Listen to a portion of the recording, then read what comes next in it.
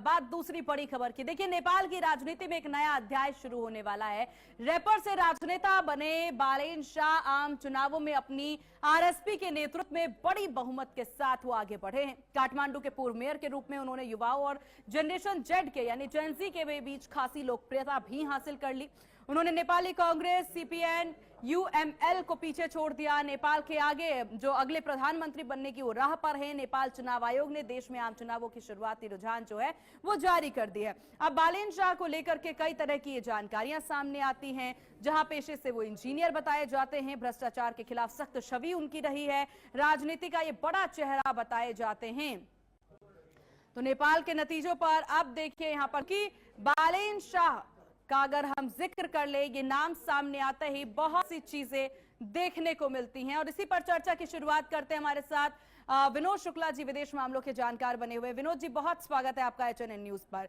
विनोद जी, जब बात भारत और नेपाल की होती है और उसमें बात जब नेपाल की होती है, नेपाल का नाम सामने आने के बाद, क्योंकि काफी कुछ संस्कृति सभ्यता हमारी मिलती जुलती हैं, काफी कुछ हमारे देश से दूसरे देश नेपाल में जाता आता है, लेकिन इस सब के बीच में अगर राजनीति की बात कर ले, राजनीति में बहुत उथल पुथल नेपाल में देखने को मिला। और इस सब के बाद बालेन शाह का नाम अब जाकर के सामने आना, वो भी काफी अच्छे पद पे ये नाम सामने आना, भारत के लिए क्या मायने इसके?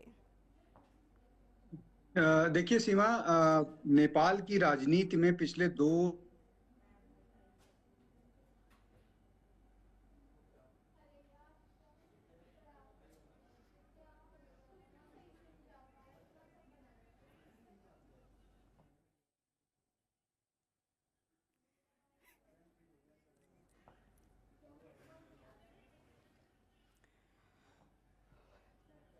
चलिए विनोद जी, आपके पास आएंगे और जानेंगे कि आखिरकार बालेन शाह को लेकर के भारत पर इसका क्या असर पड़ता नजर आएगा। जहां बालेन शाह का जिक्र कर लें, ये बताना बहुत ज्यादा महत्वपूर्ण है कि आखिरकार बालेन शाह है कौन। बालेन शाह 35 वर्ष से नेपाल के चर्चित युवा नेता हैं। चर्चित युवा नेता क्यों हैं वो हम आपको विस्तार से बताएंगे। देखिए, काठमांडू महानगर के वर्तमान मेयर भी वो हैं। चर्चित इसलिए हैं क्योंकि मुखर होकर के कई सारी बातें वो कहते नजर आ रहे हैं, लेकिन भारत के लिए यह पक्ष कैसा है वो भी हम आपको बताएंगे। पेशे से वो इंजीनियर और रैपर हैं। रैपर बालेन शाह का नेपाल में बहुत ज्यादा दबदबा माना जाता है, खासतौर पर यंगस्टर जनरेशन जेड के बीच में।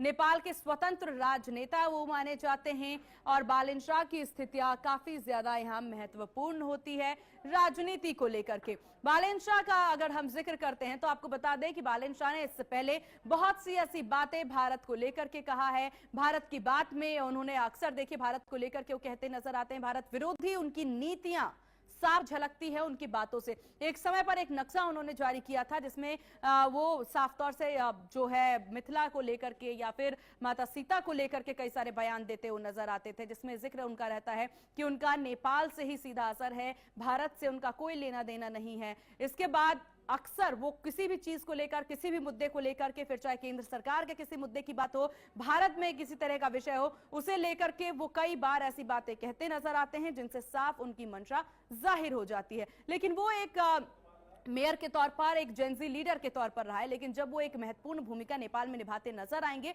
तो भारत से अपने रिश्तों को वो कैसे उजागर करते हैं ये भी देखने वाली बात होगी।